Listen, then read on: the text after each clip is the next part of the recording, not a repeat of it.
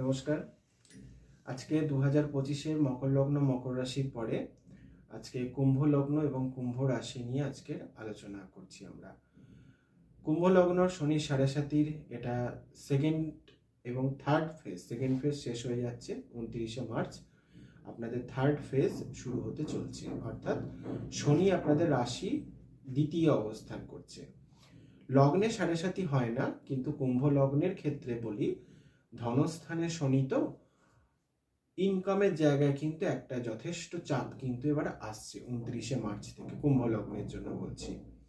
এবং কুম্ভ রাশির জন্য বলছি আপনাদেরও কিন্তু বি অ্যালার্ট। শনি কিন্তু ধনস্থানে অর্থাৎ রাশি দ্বিতীয় যথেষ্ট নেগেটিভ ফল দেয়। শনির নেগেটিভিটি সম্পূর্ণ তার কর্মের ওপরে নির্ভর করে এবং শনির নেগেটিভিটি সম্পূর্ণই আনএক্সপেক্টেড এবং আনপ্রেডিক্টেবল। সুতরাং কুম্ভ রাশি এবং কুম্ভ লগ্ন দুজনেরই বলছি 2025 যথেষ্ট চ্যালেঞ্জের বছর হবে আপনাদের জন্য, কারণ বিশেষ করে 2025 মঙ্গলের বছর।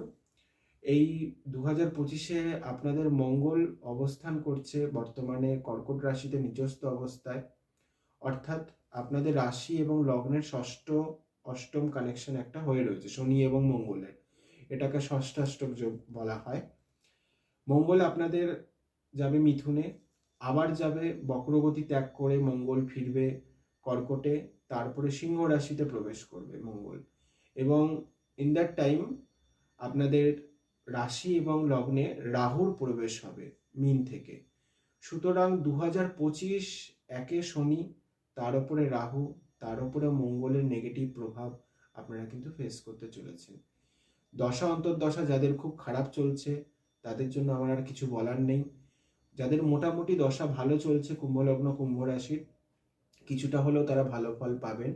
বিশেষ করে বৃহস্পতির একটা দাক্ষিণ্য আপনারা পাবেন, কারণ বৃহস্পতি বর্তমানে বৃষতে আছে, তারপরে যাবে মিথুনে এবং বছরের শেষ ভাগে বৃহস্পতি কর্কট রাশিতে যখন প্রবেশ করবে কুম্ভ লগ্ন কুম্ভ রাশি, কিছুটা হলেও এই শনি আর রাহুর যে কুস্তি খেলা যেটা আমরা বলি, এই কুস্তি থেকে কিছুটা রেহাই পাবেন। বাট ওভারঅল 2025 কুম্ভ লগ্ন কুম্ভ রাশির জন্য যথেষ্ট চ্যালেঞ্জের বছর থাকবে এবং আপনাদের একটা স্মরণীয় কোনো ঘটনা 2025-এ আপনারা আশা করতে পারেন। সেটা নেগেটিভ পজিটিভ সেটা আপনাদের ব্যক্তিগত কর্মের ওপরে নির্ভর করবে। নমস্কার, ভালো থাকবেন কুম্ভ লগ্ন কুম্ভ রাশির লোক। লাস্ট থাকবে আমার মীন রাশির ভিডিও, সেটা আগামীকাল আমরা পোস্ট করব। নমস্কার।